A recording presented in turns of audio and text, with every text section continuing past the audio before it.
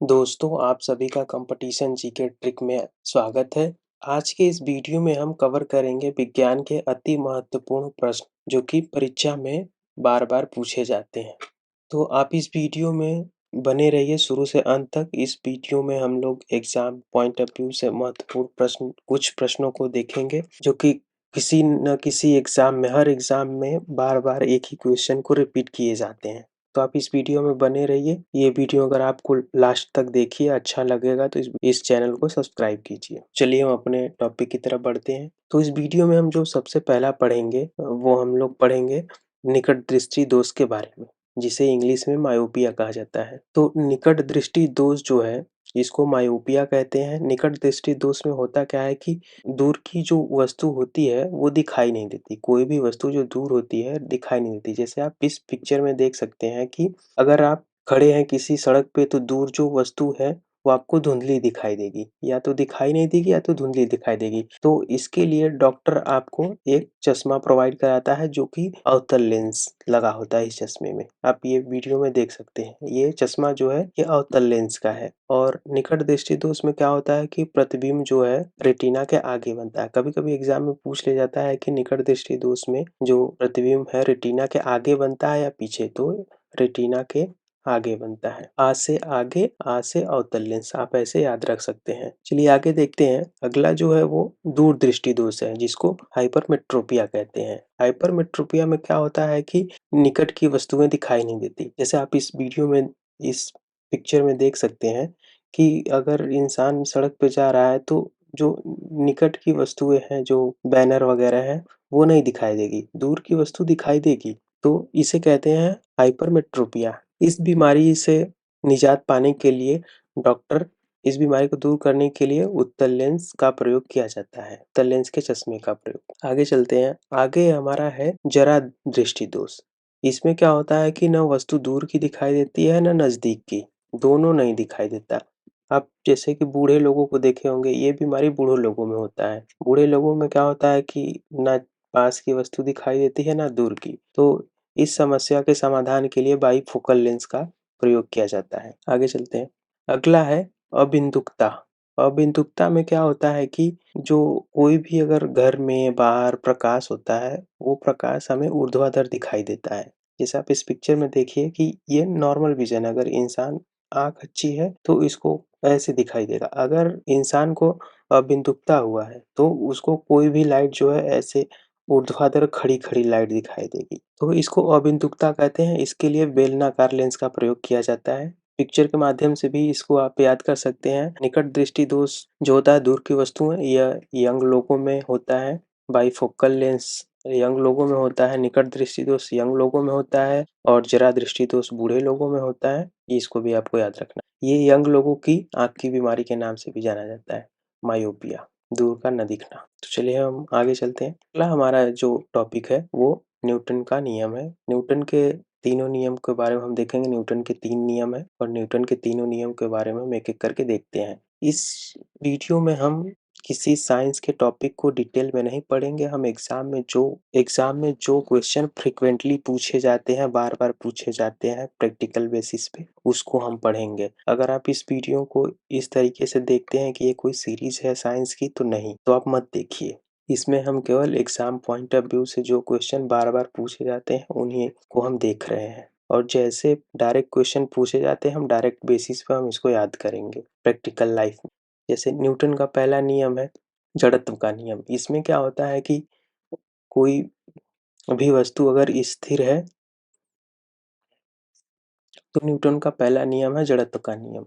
Exam में पूछा जाता है कि अगर बस ब्रेक लगाती है, कंबल से धूल निकलता है तो किस नियम के आधार पर निकलता है, तो ये है जड़त्व का नियम, न्यूटन का पहला नियम। इस पिक्चर में भी आप देख सकते हैं, ये न्यूटन का पहला नियम है। कार या बस ब्रेक लगाती है, आइस स्केटिंग, ये सब क्या है कि न्यूटन के पहले नियम के उदाहरण है। अब न्यूटन का दूसरा नियम जो है फोर्स बराबर मास अपॉन एक्सेलरेशन है। इसके प्रैक्टिकल की बात की जाए तो अगर कोई क्रिकेटर, ये पिक्चर में आप देखिए, अगर कोई क्रिकेटर जो है मैच के दौरान बाल को पकड़ता है तो बाल को हाथ से पकड़ने के बाद उसको पीछे की तरफ खींचता है, तो न्यूटन का दूसरा नियम है। एग्जाम में ऐसे क्वेश्चन आए हैं कि कोई खिलाड़ी जो क्रिकेट मैच खेलता है, उसको हाथ को पीछे खींचता है, तो किस नियम के आधार पर करता है? तो यह न्यूटन का दूसरा नियम। आगे देखते हैं न्यूटन का तीसरा नियम। यह क्रिया और प्रतिक्रिया के नाम से भी जाना जाता है। इसके प्रैक्टिकल की बात किया जाए तो इसमें रॉकेट जो है, ये रॉकेट का उड़ना और बंदूक की गोली का चलना। बंदूक की गोली जब चलती है तो इंसान को पीछे धक्का देती है, तो गोली आगे जाती है।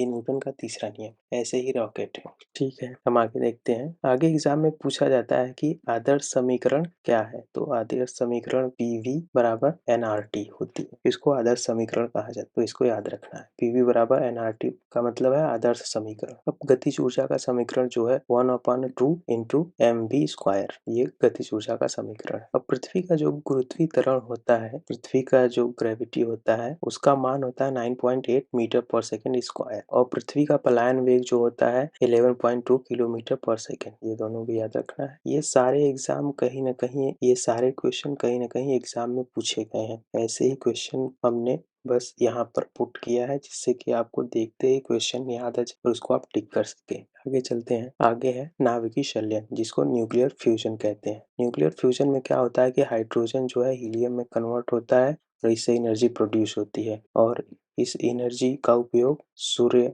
में होता है, हाइड्रोजन बम बनाने में होता है। सूर्य और हाइड्रोजन बम न्यूक्लियर फ्यूजन के उदाहरण है, आपको याद रखना। अगला है नाभिकीय विखंडन, न्यूक्लियर फिशन। न्यूक्लियर फिशन क्या है कि इसमें बोरोन और कैडमियम की छड़ होती है, जो कि ऊर्जा के रूप में उपयोग किया जाता है। इसका उपयोग जो है नाभिकीय ऊर्जा बनाने में उपयोग किया जाता है और परमाणु बम बनाने में उपयोग किया जाता है। नाभिकीय ऊर्जा में जो यूरेनियम की छड़ उपयोग होती है, उसे यूरेनियम 235 कहते हैं। अब अगला जो है हमारा ह्यूमन साइंस से क्वेश्चन है। अब इसमें जो सबसे पहला है सेरेब्रम। सेरेब्रम क्या होता है कि मस्तिष्क का सबसे बड़ा भाग है। आप इस पिक्चर में देख सकते हैं, ये सेरेब्रम है, जो मस्तिष्क का ये सब हेलिकल्स वाले मुड़ा मुड़ा पार्ट है, ये मस्तिष्क में पूरी ये जो है, इसे सेरेब्रम कहते हैं। ये मस्तिष्क का सबसे बड़ा भाग है और इसका काम क्या है कि ये हमारे मेमोरी को नियंत्रित करता है। अगला जो है, इसे सेरेबेलम कहते हैं। दोनों में ध्यान रखिएगा, नाम सिमिलर जैसा ही है।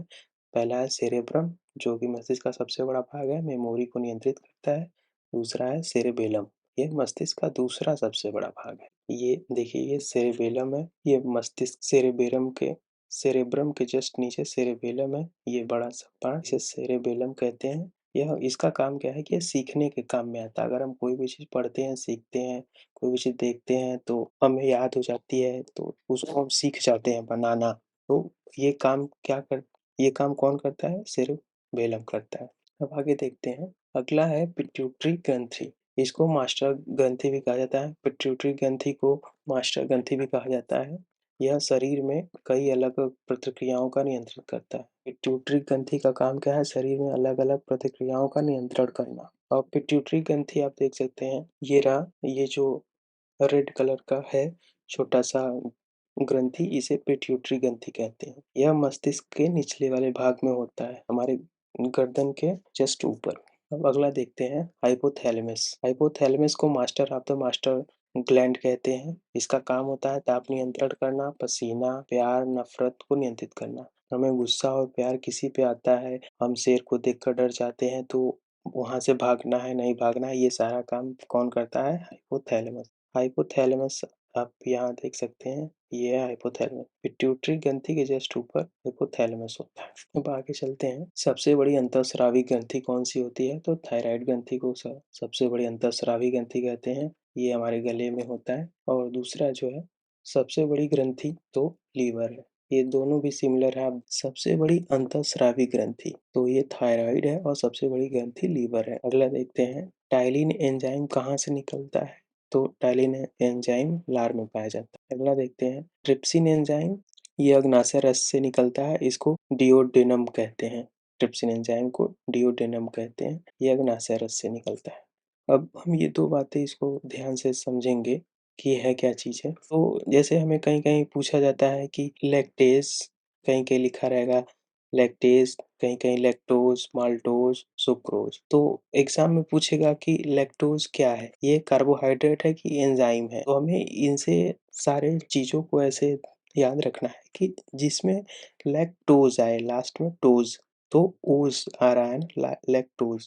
ओज, तो जिसमें ओज आएगा वो होगा कार्बोहाइड्रेट। अब दूसरा देखते हैं, ये है लैक्टेज, माल्टेज, सुक्रेज, इसमें एज आ रहा है, एज, माल्टेज, सुक्रेज, ऐसे करके। तो जिसमें एज आएगा वो एंजाइम हो। अब इसको एग्जाम में कैसे याद रखना है, एंजाइम ए से हो गया एज, इसको भी आप ऐसे याद रख सकते हैं। तो ये तो इसको बताने का ये मतलब था। आगे चलते हैं, अगला हमारा जो है, कभी कभी एग्जाम में पूछा जाता है कि ये प्रोड्यूसर गैस क्या होती है। तो प्रोड्यूसर गैस जो होता है, कार्बन मोनोऑक्साइड और नाइट्रोजन का मिश्रण होता है, इसे प्रोड्यूसर गैस कहते हैं। अगला जो है वाटर गैस, वाटर गैस किसे कहते हैं, तो वाटर गैस भी जो है कार्बन मोनोऑक्साइड और नाइट्रोजन का मिश्रण होता है। प्रोड्यूसर गैस में अलग क्या है, नाइट्रोजन है, और वाटर गैस में हाइड्रोजन। हाइड्रोजन का मतलब ये वाटर होता है, तो वाटर गैस में हाइड्रोजन होगा, प्रोड्यूसर गैस में नाइट्रोजन होगा। बाकी दोनों में कॉमन होंगे कार्बन मोनोऑक्साइड, जिसका रासायनिक नाम है CO। CO2 कार्बन डाइऑक्साइड होता है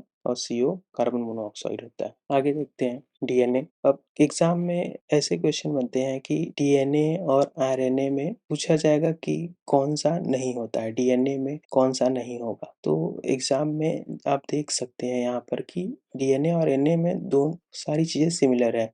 DNA में एडिनिन, गुआनिन, थाइमिन, साइटोसिन दोनों में है, और RNA में भी है। एडिनिन दोनों में है, गुआनिन भी दोनों में है, साइटोसिन दोनों में भी है। लेकिन आप यहाँ देख सकते हैं कि ये अलग है, DNA में थाइमिन होता है और RNA में यूरेसिल होता है। आप एक पिक्चर के माध्यम से समझिए, ये है DNA, deoxy ribose nucleic acid. इसमें क्या है कि थाइमिन है, साइटोसिन है, एडिनिन है, गुआनिन है, और ये रहा RNA में क्या है कि यूरासिल, ये अलग इसमें है, और इसमें थाइमिन अलग है। बाकी सारी चीजें सिमिलर है, cytosine cytosine, adenine adenine, guanine guanine, दोनों में ये तीनों चीजें सेम है। इसमें अलग क्या है, थाइमिन। तो आपको याद रखना है कि DNA में थाइमिन पाया जाता है और RNA में यूरासिल। और DNA जो होता है ये डबल हेलिकल होता है, ये भी आपको याद रखना है, और RNA जो होता है ये सिंगल हेलिकल होता है। तो ये बातें इंपॉर्टेंट है, आपको याद रखना है। अब अगला जो है, एग्जाम में पूछा जाता है कि अम्ल जो होता है वो नीले लिटमस पेपर को क्या कर देता है, लाल या नीला। तो अम्ल जो है नीले लिटमस पेपर को लाल कर देता है। इसको आप ट्रिक से याद रख सकते हैं कि अनिल, अम्ल जो है नीले लिटमस पेपर को लाल कर देगा। ये है। अब आगे देखते हैं, आगे जो है वो क्षार है। तो क्षार जो है वो लाल लिटमस पेपर को नीला कर देगा। अम्ल जो है लाल लिटमस पेपर को नीला कर देगा। इसकी याद करने की ट्रिक जो है वो झालानी, जहाँ से आप रखेंगे क्षार, क्षार जो है लाल लिटमस पेपर को नीला कर देगा। ऐसे आपको याद रखना है। अब आगे देखते हैं, आगे हमारा जो है पूछा जाता है एग्जाम में कि प्लांट सेल और एनिमल सेल में क्या क्या सिमिलरिटीज है और क्या क्या अलग है। तो हम देखेंगे प्लांट में क्या नहीं होते हैं, कौन सी पार्ट, और एनिमल में कौन से पार्ट होते हैं नहीं होते हैं, सारी चीज देखेंगे। तो पहले हम स्टार्ट करते हैं, देखते हैं कि जो ये प्लांट सेल होता है, इसमें कोशिका भित्ति पाई जाती है, कोशिका झिल्ली भी पाई जाती है, और इसमें अलग से एक प्लास्टिड होता है। आप यहाँ देखिए, ये प्लांट सेल है, इसमें क्या है कि सेल वॉल भी है, सेल मेम्ब्रेन भी है, कोशिका भित्ति, कोशिका झिल्ली, लाइसोसोम भी होगा। तो आप यहाँ देख सकते हैं, इसमें कोशिका भित्ति भी होगी, कोशिका झिल्ली भी होगी, और प्लास्टिड होगा। और एनिमल सेल में क्या होगा कि एनिमल सेल में केवल कोशिका झिल्ली होती है, कोशिका भित्ति नहीं होती है। ये कोशिका भित्ति एनिमल सेल में नहीं होती है। और दूसरा, इसमें प्लास्टिड भी नहीं होता, और सेंट्रोसोम, एनिमल सेल में क्या दो चीजें पाई जाती हैं, कोशिका झिल्ली और सेंट्रोसोम। तो इसको आप याद रखिए। तो इसमें आप देखिए कि जो प्लांट सेल होता है इसमें सेंट्रोसोम नहीं पाए जाते हैं, और एनिमल सेल जो होता है इसमें कोशिका भित्ति और प्लास्टिड नहीं पाए जाते हैं। आप यहाँ देख सकते हैं। तो आगे चलते हैं, कुछ जो छोटे मोटे क्वेश्चन एग्जाम में फॉर्म होते हैं, जो कि डायरेक्ट होते हैं पर इम्पोर्टेंट होते हैं, तो उसको हम देख लेते हैं एक एक करके। तो एग्जाम में ऐसे क्वेश्चन पूछा जाता है कि जर्मन सिल्वर में क्या होता है। तो जर्मन सिल्वर किन किन चीज़ों से मिलके बना होता है, जर्मन सिल्वर का मिश्र धातु क्या होता है। तो जर्मन सिल्वर का मिश्र धातु जो होता है वो कॉपर होता है, जिंक होता है, निकल, इन तीनों को मिलाकर जर्मन सिल्वर बनते हैं। और एग्जाम में ऐसे भी क्वेश्चन बनते हैं कि ऐसा कौन सा सिल्वर है जिसमें सिल्वर नहीं होता, तो वो जर्मन सिल्वर है। आप यहाँ देख सकते हैं कि जर्मन सिल्वर में कहीं सिल्वर नहीं है, इसमें निकल है, जिंक है, कॉपर है, सिल्वर नहीं है। तो इसको यहाँ पे याद रखिए। आगे देखते हैं, कांसा का मिश्र धातु क्या होता है? तो कांसे का मिश्र धातु टीन होता है और कॉपर होता है। तो आगे देखते हैं, अगला है वो इलेक्ट्रिक फ्यूज तार का मिश्र धातु क्या होता है, जिसको इसको सोल्डर भी कहते हैं। तो इलेक्ट्रिक फ्यूज तार में लेड होता है और टीन होता है। तो इसको याद करने का ट्रिक ये हो सकता है कि इसको आप याद रखिए कि करंट छूकर इंसान लेट गया। इलेक्ट्रिक फ्यूज है, अगर उसको कोई छुएगा तो लेट जाएगा ना, तो ले से बनेगा लेड, से बनेगा टिन। तो इलेक्ट्रिक करंट छूकर इंसान लेट गया। तो ये है इसकी ट्रिक। अगर पूछा जाए कि पीतल का मिश्र धातु क्या है, पीतल का, तो आप याद रखेंगे तांबा, पीतल का तांबा होगा, और जिंक। पीतल का मिश्र धातु तांबा और जिंक होगा, ये भी याद रखिए, एक्स्ट्रा है। अब आगे देखते हैं हम एल्कोहल। कभी कभी एग्जाम में पूछा जाता है कि एल्कोहल का कार्बन संख्या क्या है और इसको क्या क्या मिलाने से क्या हो सकता है। अगर एल्कोहल में इथा कार्बन की संख्या 2 है तो ये इथाइल बनेगा और ये शराब पीने योग्य होगा। और अगर एल्कोहल में कार्बन की संख्या 1 होगी, 2 के बजाय 1 होगी, तो ये मेथिल बनेगा। तो ये मेथिल जो है एक जहर है, तो ये शराब जो है जहरीली शराब बन जाएगी। जैसे आपने सुना होगा कि बिहार में जहरीली शराब पीकर इतने लोग मारे गए, तो वो क्या होता है, मेथिल होता है। इसमें कार्बन की संख्या 1 होती है, तो वो जहर होता है। आगे चलते हैं, क्विक सिल्वर किसे कहते हैं? तो मरकरी को क्विक सिल्वर कहते हैं। अगला है कमरे के तापमान पर जो धातु कमरे के तापमान पर धातु द्रव धातु कौन सी है? तो मरकरी है। कमरे के तापमान पर ये धातु जो होती है मरकरी होती है, धातु है ये। अगर यही पूछा जाए कि कमरे के तापमान पर कौन सी अधातु द्रव है, तो वो ब्रोमीन है।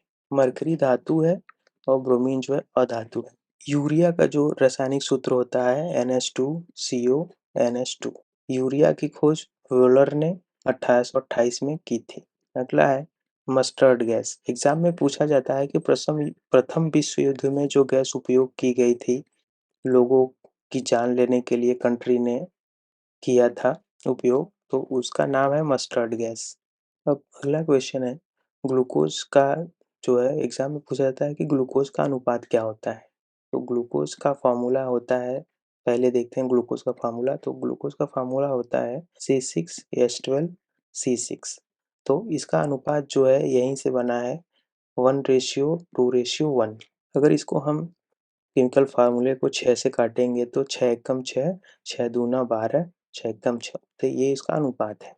आगे चलते हैं, अगला हमारा जो है पूछा जाता है कि दाल के पौधे में क्या पाया जाता है। तो दाल के पौधे में राइजोबियम जीवाणु पाया जाता है। ये राइजोबियम नाम का एक बैक्टीरिया होता है, वो दाल के पौधे में पाया जाता है, जो कि नाइट्रोजन स्थिरीकरण में सहायता करता है दाल के पौधे को। और मटर का पौधा जो होता है ये द्विबीजपत्री पौधा होता है। गाजर का पौधा जो होता है जड़ का रूपांतरण है। कभी कभी एग्जाम में ऐसे पूछा जाता है कि हल्दी, अदरक, तना, ये किसका उदाहरण है, तने का या कि जड़ का? तो याद रखना है कि गाजर जो है ये जड़ का उदाहरण है। बाकी जो है तने के उदाहरण कौन से हैं तने का रूपांतरण? तो ये है हल्दी है, अदरक है, केसर है, आलू है, प्याज है, ये सारे तने के उदाहरण है। इसको ट्रिक से आप याद कर सकते हैं, हद कर दी आपने। हद से बना है हल्दी अदरक, कर से बना केसर, दी इसमें साइलेंट है, और आपने से बना आलू और प्याज।